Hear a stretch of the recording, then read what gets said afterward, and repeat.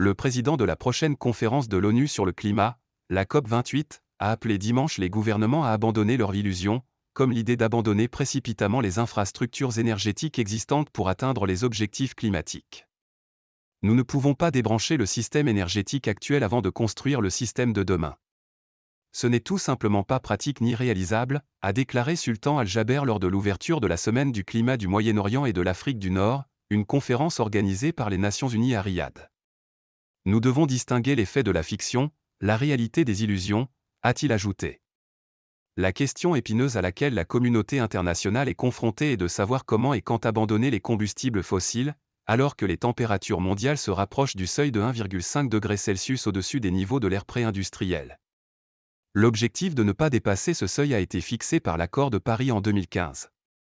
Les militants pour le climat ont critiqué la nomination de Sultan Al-Jaber, président du géant pétrolier des Émirats arabes unis, ADNOC, à la tête de la COP28 qui s'ouvrira le 30 novembre à Dubaï.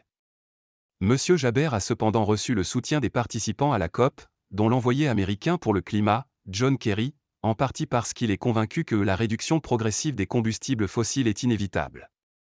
Des responsables du secteur de l'énergie, aux Émirats arabes unis et dans d'autres pays producteurs de pétrole, notamment l'Arabie saoudite, ont plaidé en faveur de la poursuite des investissements dans les combustibles fossiles afin d'assurer la sécurité énergétique, tout en envisageant à terme une transition vers l'abandon de ces combustibles. Le financement de la lutte contre le réchauffement climatique est l'autre grand défi des négociations sur le climat.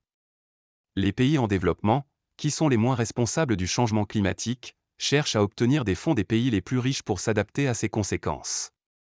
En 2009, les pays riches se sont engagés à fournir 100 milliards de dollars par an aux pays en développement, mais cet objectif n'a pas été atteint en 2020 comme prévu.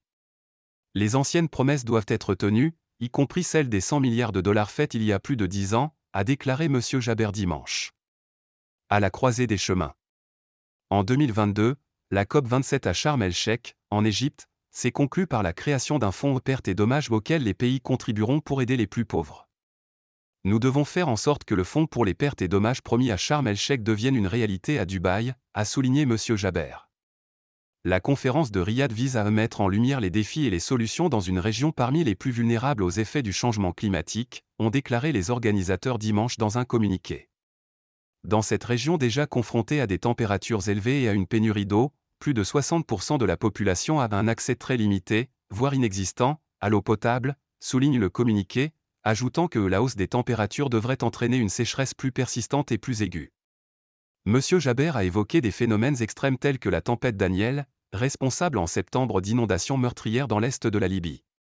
Le changement climatique n'est pas une menace qui nous guette au coin de la rue, la région MENA le sait par expérience avec les vagues de chaleur et les pénuries d'eau, a déclaré Inge Andersen, directrice exécutive du Programme des Nations Unies pour l'environnement, PNUE.